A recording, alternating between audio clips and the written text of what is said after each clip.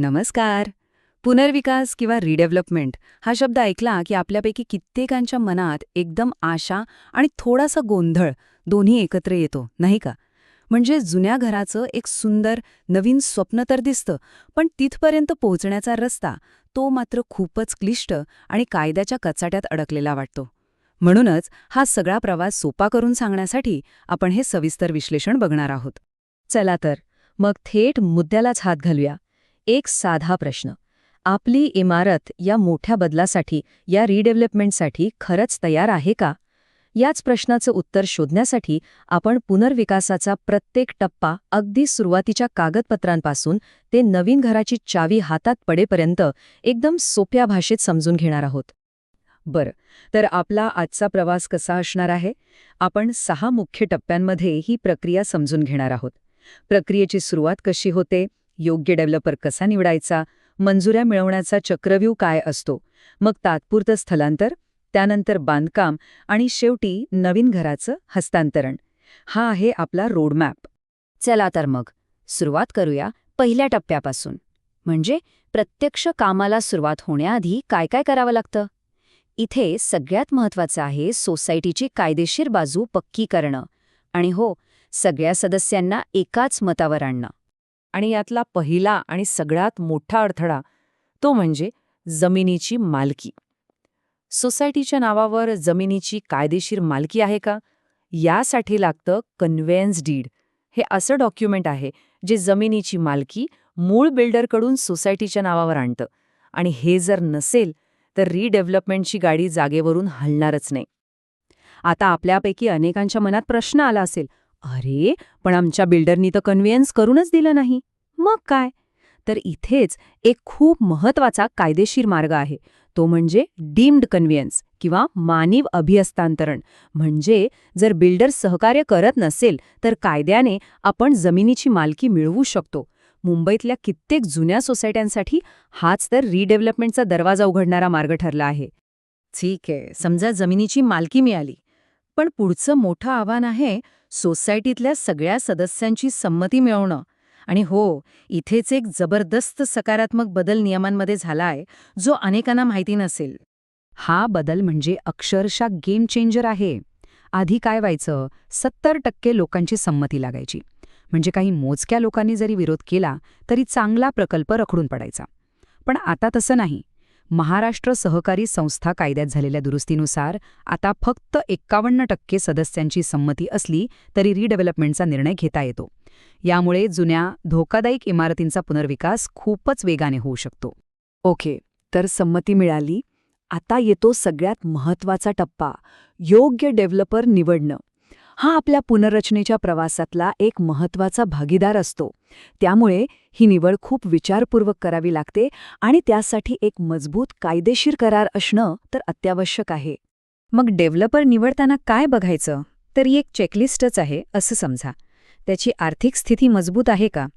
त्याचा track record कसा आहे, म्हणजे आधीचे प्रकल्प वेळेत पूर्ण केलेत का? तो रेराच्या नियमांचं पालन करतो का? आणि सगळ्यात महत्त्वाचं, तो जे काही फायदे देणार आहे ते खरंच शक्य आहे का? त्याचा प्रस्ताव किती पारदर्शक आहे? ह्या सगळ्या प्रश्नांची उत्तरं मिळाल्यावरच पुढे जायचं. आणि मग येतो या सगळ्या प्रक्रियेचा आत्मा, तो म्हणजे डेव्हलपमेंट अग्रीमेंट. हा करार म्हणजे तुमच्या संपूर्ण प्रोजेक्टची गीता किंवा बायबल आहे असं समजा. यात प्रत्येक गोष्ट, अगदी प्रत्येक गोष्ट लिहिलेली असते. प्रकल्प कधी पूर्ण होणार, आपल्याला जागा किती मिळणार, कॉर्पस फंड किती असेल, घर खाली करण्याच्या अटी काय आणि उशीर झाल्यास काय दंड असेल, सगळं काही. त्यामुळे यावर सही करण्याआधी चांगल्या वकिलाकडून तपासून घेणं हे मस्ट आहे. बरं, आता आपण त्या टप्प्यात प्रवेश करतोय जो अनेकांना चक्रव्यूहासारखा वाटतो. तो म्हणजे सरकारी मंजुऱ्या आणि परवानग्या मिळवणं. पण थांबा, घाबरू नका. आपण हे एकदम सोप्या पद्धतीने समजून घेऊ. महानगरपालिकेकडून मुख्यत्वे 3 महत्त्वाच्या मंजुऱ्या लागतात. लक्षात ठेवा, IOD, CC आणि OC. IOD, CC आणि OC. प्रत्येक मंजुरी ही पुढच्या टप्प्यासाठी एक ग्रीन सिग्नल असते. मग हे IOD आणि CC म्हणजे नक्की काय? बघा, अगदी सोपं आहे. IOD म्हणजे इंटिमेशन ऑफ डिसअप्रूव्हल. हे एक प्रकारे BMCचं सशर्त हो म्हणणं आहे. यात साधारण 40 ते 60 अटींची एक मोठी लिस्ट असते. जसे की वेगवेगळ्या विभागांकडून NOC आणा. जेव्हा या सगळ्या अटींची पूर्तता होते तेव्हाच मिळतो खरा हिरवा कंदील, म्हणजे CC कमेन्समेंट सर्टिफिकेट, आणि मगच प्रत्यक्ष बांधकामाला सुरुवात करता येते. आता एक खूप महत्वाचा मुद्दा, महारेरा. याबद्दल एक मोठा गैरसमज आहे आणि तो दूर करण्यासाठी हे वाक्य लक्षात ठेवा. विकासकाने कोणत्याही नवीन फ्लॅटची जाहिरात किंवा विक्री करण्यापूर्वी महारेराकडे नोंदणी करणे आवश्यक आहे. तर गैरसमज काय आहे?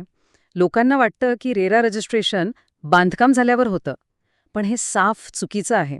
कायदेशीर सत्य हे आहे की डेव्हलपरला नवीन फ्लॅट्स विकायला सुरुवात करण्यापूर्वीच, म्हणजे CC मिळाल्यानंतर लगेचच महारेराकडे रजिस्ट्रेशन करणं बंधनकारक आहे. हे का महत्वाचं आहे? कारण यामुळे प्रकल्पात सुरुवातीपासूनच पारदर्शकता येते आणि जे नवीन फ्लॅट खरेदी करणार आहेत त्यांचं संरक्षण होतं. चला, सगळ्या परवानग्या मिळाल्या.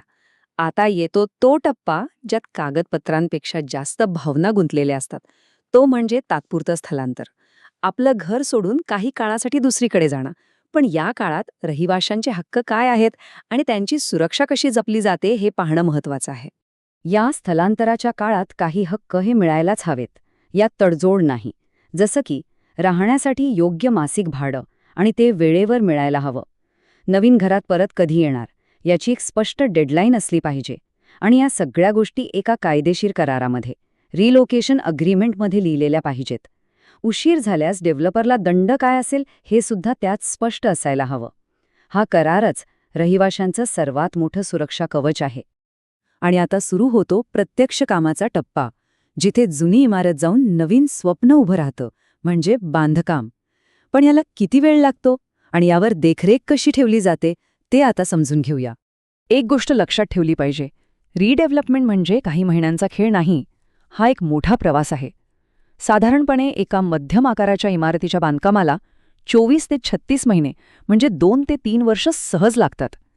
यात सुरुवातीला पाडकाम, मग पायाभरणी, मग स्ट्रक्चर, मग फिनिशिंग, असा हा टप्प्याटप्प्याने होणारा प्रवास आहे.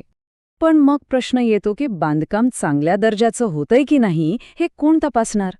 इथेच सोसायटी एक हुशारीचं काम करू शकते.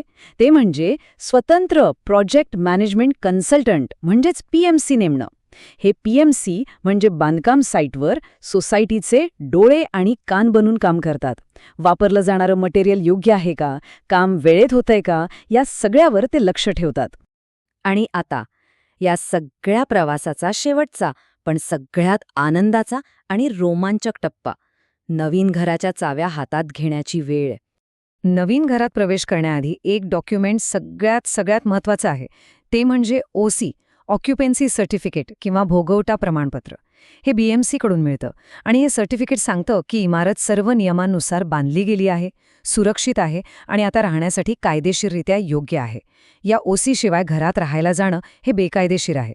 तर घराचा ताबा घेताना ही चेकलिस्ट नक्की तपासा. OC तर आहेच, सोबत तुमचा वैयक्तिक फ्लॅटचा करार, सोसायटी हँडबॅगची कागदपत्र आणि हो, कॉर्पस फंड सोसायटीच्या अकाउंटमध्ये जमा झालाय का याची खात्री करा. हा फंड भविष्यातल्या मोठ्या दुरुस्तीच्या कामांसाठी असतो. त्याचबरोबर डिफेक्ट लायबिलिटी पिरियडचा करार पण बघा. याचा अर्थ ठराविक कालावधीसाठी घरात बांधकामाशी संबंधित काही प्रॉब्लेम आला तर तो दुरुस्त करून देण्याची जबाबदारी डेव्हलपरची असते. तर मग शेवटी एकच प्रश्न उरतो. मुंबईत हजारो इमारती पुनर्विकासाच्या रांगेत उभ्या आहेत. मग हा पुनर्विकास मुंबईसमोरचं सगळ्यात मोठं आव्हान आहे की एक सुवर्णसंधी? हो, ही प्रक्रिया क्लिष्ट आहे, पण ती समजून घेणं हेच त्या दिशेने टाकलेलं पहिलं आणि सर्वात महत्त्वाचं पाऊल आहे. हेच मुंबईचं भविष्य बदलू शकतं. विचार करायला लावणारा प्रश्न आहे, नाही का?